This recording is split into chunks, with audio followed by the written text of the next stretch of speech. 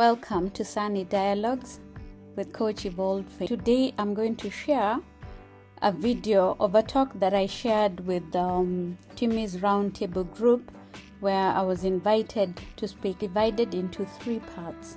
And the first part is my journey through the experience of depression, the reflections thereafter, actions during and after depression made me become a self-leader in such a way that I'm able to lead my life without waiting to be given permission by anybody else. And I feel that these are things that all of us can benefit from in all areas of our life. The video is broken into 3 parts. The first part is my story, my reflection, and lessons that I have learned. The second part with a number of lessons that I learned. And the final part, which is the third part, will be a discussion of the talk. I trust that the message that I have today will ignite a change in someone's life. As I've been preparing this talk, I panicked at some point, and I was asking myself, what am I going to tell people? Who am I to speak to you? And I was reminded that's exactly what I want to talk about. Those small voices that talk to us and tell us that we're not good enough, because I am good enough and you are good enough. So I'm excited also because Timmy walked beside me. Timmy was my sister-in-law. My story, as I start off, is not going to be about Timmy coming to my event. It's going to be about my journey and the reason why I gave this talk the title of Eyes Closed. On 20th November 2021, I was getting ready for a very special day in my life, and I was overwhelmed by the goodness and the faithfulness of God. And I closed my eyes and I just relived, my life. So I want to take you on a journey of my life, starting in year 2010. When I went through a very difficult time. And when I talk about it, I get excited and I smile because I feel like my life began that time. In my darkest moment, that's when my life began. And that dark moment became a gift that transformed my life totally in such a way that with my eyes closed, I was able to rise above all adversities that life had hurled at me, or that I assumed life had hurled at me, and became the person that I am today. Zipporah, thank you so much for saying that I'm beautiful. Yes, I'm a beautiful person, inside and out. I can say that without an iota of doubt, because I know my heart, and I know that when I look at myself, I see God. I see an image of God who created me with a reason, with a purpose. And he looked at me and said, wow, you're beautiful. So who am I to doubt that? And who are you to tell me I'm not beautiful, that I have flaws? And who am I, or who is anybody else to tell you that you have flaws? So 10 years ago, actually it's 12 years ago, I lost my ability to hear. And therefore, when people would call me, I would not understand what they were saying. So I kept wondering what happened to my ears, because I can no longer hear. And because I didn't want to deal with that, I learned how to put my phone on silent mode so that I would not have to answer calls. And then all through my life, one of my greatest hobbies was just reading. I could read a book the whole night, and I just loved reading. I wanted to read all the romantic books. I wanted to read the self-help books. I wanted to know about financial management and all that. And unfortunately, 2010, my love for reading died. How did I discover? Every time I tried to read, I would find it tedious. And then I discovered that I wouldn't understand. The reason why I was not able to enjoy reading is because I could not understand. So one day I was reading a customer's letter in the office I was working, and I was actually heading a department where we were dealing with customer relations. So we had to deal with customer correspondence and customer complaints. And here I was going through some letters and I couldn't understand sentence number 2. I read sentence number 1. By the time I get to sentence number 2, I cannot understand or remember what was in sentence number 1. And eventually I stopped reading. I thank God because I had such a beautiful team that worked with me. And I was able to tell them I was going through something. I didn't understand what it was. And they took responsibility to run the department. Sometimes when you have people working under you, they see you going through something and they take advantage. My team stood with me and supported me through that period. I pray for them and I thank God for them. Eventually, I kept a diary by my bedside so that I could just read and write every day what I was feeling, because every day I would notice something new was going on.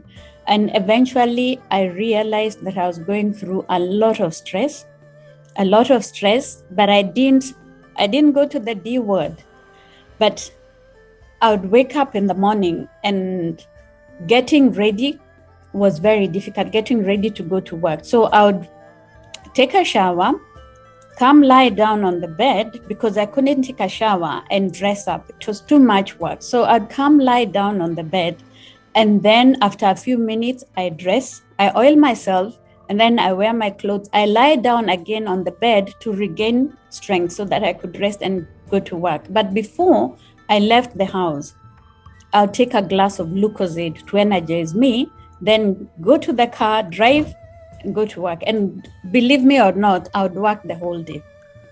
But eventually that became difficult because I suffered constant fatigue. But the day that I knew something was terribly wrong is when I thought I had switched off the TV at night. And in the morning, I woke up and the TV was on. And I was like, what exactly happened? Who came to the house and switched on the TV? So I went to my neighbor's house and I told her, I don't understand. I put off the TV. And when I woke up in the morning, the TV was on. So I don't know what's going on. And that's the day she told me, she was a nurse, and she told me, Faith, no, you didn't put off the TV. You forgot to put it off. And then that's the day she told me, I think you are not well and you need to see the doctor. And I told her, I'm fine. Anyway, to cut the long story short, my journey through depression started earlier than that. And I finally went to see a doctor because I knew something was wrong. And like the nurse had said something was wrong. And I remember telling Timmy that I'm at the doctor's and I've been admitted in hospital. And she was like, what do you mean? Because a few days before, we had a memorial for my father. I'm jumping, I'm telling you a story. So I'm jumping from Mombasa. I've gone to Nairobi to Murang'a. We did the memorial. And then we came back and I took myself to see a doctor who told me I needed to be in hospital. And when I saw the doctor, I spoke to him and I broke down. And I cried like I have never cried in my lifetime. So it was like a river had been let free. Later on, the doctor told me I was suffering from depression and I needed to get treatment. So my healing journey began from that moment. And I went through treatment, antidepressants, talk therapy. But tonight, I want to talk about the part that I played in my healing journey and the lessons that I learned from there. Because as I got treated, I came to understand two things. The number one, I had allowed the world to determine my identity. I had allowed the world to lead my life, and I lived a life where I had opened up my eyes so wide that I wasn't closing my eyes even for a moment just to look inwards. But I was busy with my eyes wide open, listening to every noise, every comment, every ridicule, every judgment, everything that people said. And when you're in that spot, you lose yourself. And then you start feeling that people are being bad to you because you have given them the power to control your life.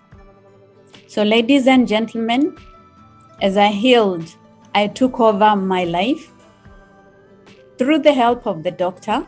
And then I was willing to work, to do the heavy work, the heavy lifting, and be the person that I am today. I realized that the doctor could not heal me. My family, my friends could not heal me. And only I could heal myself. But to heal myself, I had to press the reset button, and pressing the reset button took me back to God. So I learned to pray. I started praying. I started seeking my identity.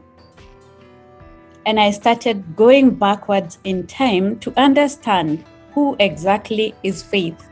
Because this is a woman who went back to the beginning of my time and looked at how God has scripted my story, how God had created me, and decided to be that woman that God had created.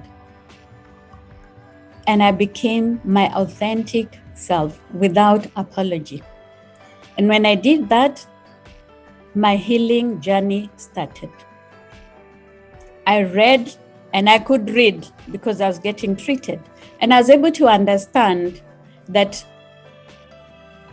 when you take antidepressants, they won't heal you if you don't do talk therapy, if you don't, and when I talk about talk therapy, talk to somebody else, but also talk to yourself.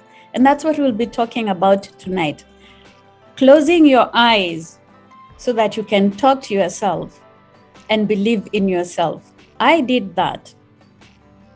And I learned that I could take the antidepressants for only 8 weeks and then do exercises, eat healthy, clean up my thoughts, weed out the negative thoughts that were thriving in my head, and mind my own business, and allow myself to accept people as I would want to be accepted by other people. It wasn't an easy journey, but I thank God for my children. They have walked beside me, they have supported me, they have encouraged me, they have challenged me as a mother, but we have worked together as a team. And they have told me, Mom, you're beautiful. The first person to tell me I was beautiful was my children. Even when I had doubts, they would tell me, Mommy, you're beautiful. Mommy, I don't know what. They would always tell me.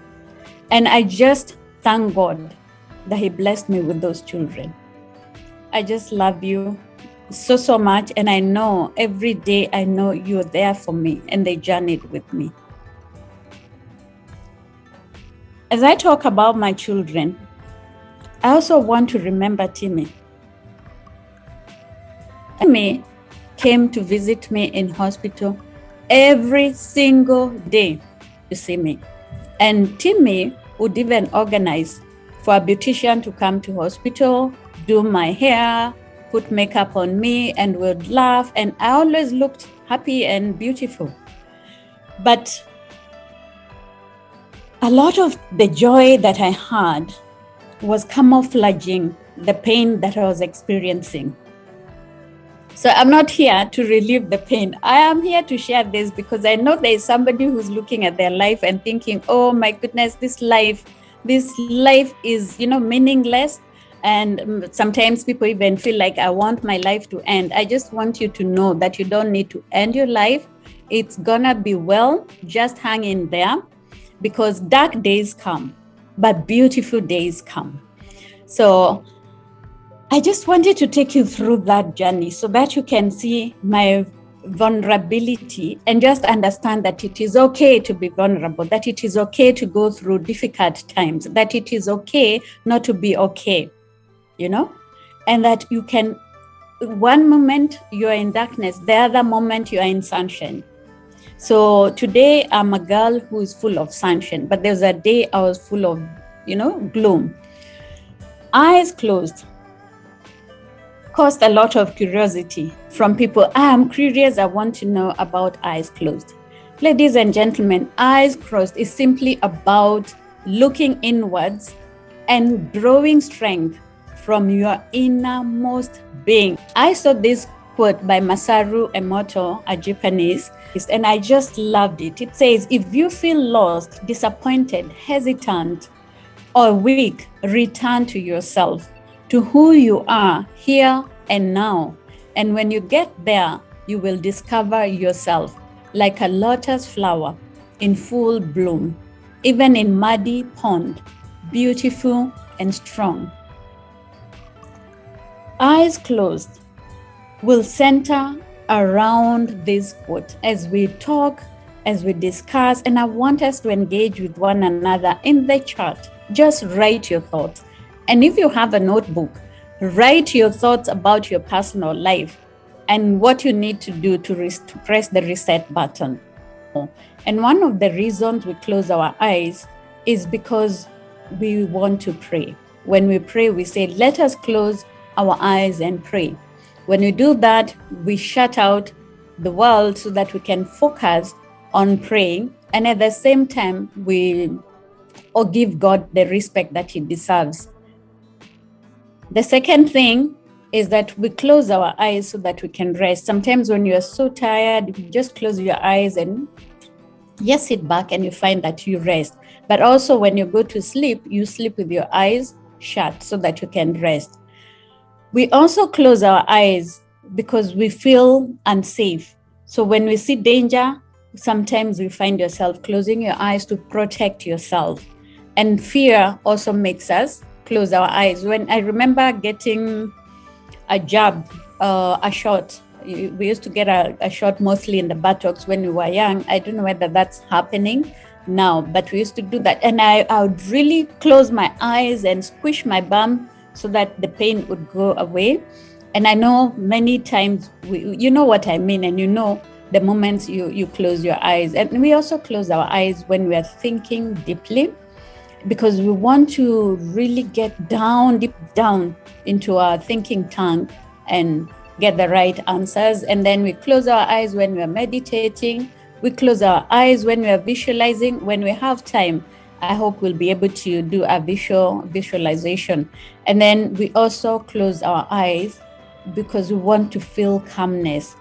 And nowadays, with technology, the screen, computer screen, the phone screen, dry our eyes. And even when you're out in the sunlight, so we find that you close your eyes so that you can moisturize your eyes. When you're eating very good food and somebody asks you, how does the food taste? You say, it's so yummy. We close our eyes so that we can tap into the innate power that is in us. And the innate power that is in each and every one of us is God-given. You're born with it. And innate power comprises of the ability for you, the internal resources that you need to go through life. So that's the gist of today's conversation. The innate power. You close your eyes and see the strength that you have. You tap into yourself. I'm not saying tap into the next person. You can only tap into yourself so that you can even be able to give to another person. Otherwise, if you don't tap into yourself, then I don't tap into myself. But then what are we going to give to one another? So each one of us has that innate power that God has put in us to solve our problems, to deal with life issues, to enjoy life, to cry, to mourn, and be able to bounce back. So you find that most of us refuse to tap into that power, and we just go about life in pain and struggle. But when we tap into that, then we are at a better place. I know most of you must have looked at the mirror this morning. If we're 38 of us, I want to imagine that 30 of us looked at the mirror. And I want to ask you a question. When you looked in the mirror this morning, what did you see? Did you see your hair is not combed, you oiled yourself? What else did you see? So every morning, we look at the mirror, comb our hair, take care of the outer person. But we really, really must walk around with an internal mirror that when you look at it, you see the person in you, the person that you are truly. And when you see that person, yes, I like what you saw, the beautiful you, Carol. But did you see the beautiful inner Carol? So only the person in your mirror can change your life fully. And I put the word fully, underline it, because as I talk to you today, I can change your life by the words that I'm sharing. But until you put them into action, change cannot occur fully. Whatever support people give you, it cannot be fully effective if you do not do what you need to do. For my journey through depression, I can say this. There were people who were very, very supportive to me, who walked with me, who checked on me, who encouraged me, who held a mirror for me to see the glimpses of the beautiful woman that I was, the beautiful attributes that I have, because at that point I was seeing nothing. I was an empty shell. I was useless, worthless, low self-esteem. But I had people who held a mirror for me and helped me to see myself, and directed me to see that I was a good person, that I had so much greatness in me. And it took a long time.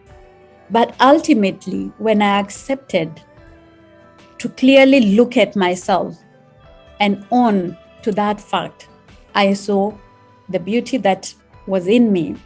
I saw the innate power that God had put in me. I understood I was his daughter, his princess.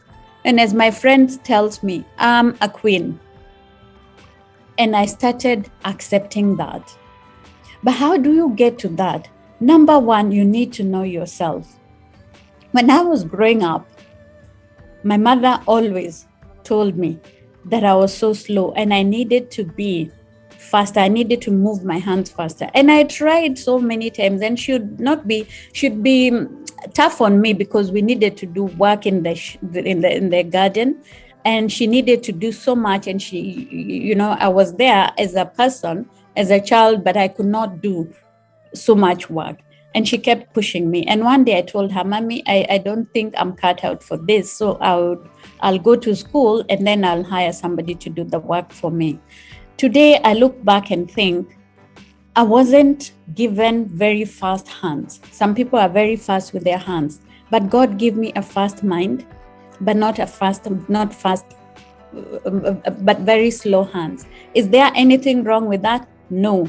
Can people tell you something is wrong with you? Yes. And many times they'll say, Faith, you're so slow, you're moving so slowly, you walk slowly, you do things very slowly. And with time, I learned to accept that, yes, I am slow in coordinating my hands, my legs, but I'm okay. Yeah. And then I had to ask myself, so how do I compensate with that so that I'm able to accomplish the work that I'm supposed to do, the task that lies ahead of me? And I learned how to become a very good planner. I'm very organized. I plan my things. And then when I come to executing, then I do it strategically. So know yourself, accept yourself as you are with your strengths and weaknesses, and just know how to mitigate that. And then when you do that, you're going to blossom. One of the other things I would like to add here is that when you look at yourself in the mirror and know who you are and fully understand yourself, you will find there's things about you that you are not proud of, that you are ashamed of. But you need to let go of the shame and forgive yourself, because you are a human being. Making mistakes is part and parcel of you becoming better and becoming who you are. You're like gold that is being dug out from the dirt, and the dirt has to be removed. So just forgive yourself and let go, and just see, what do I do with the weaknesses, and how do I bring out the strengths that I have. So just love yourself, accept who you are, and blossom. And also make sure you do things that you are good at. Don't try to do things that somebody else has the ability to do, and you don't have that ability. Aristotle, the philosopher, said, knowing yourself is the beginning of wisdom. So, like I have said, get to know yourself. You'll become wise. You'll know what to say, what to do, and you'll know how to manage your life and how to interact with other people.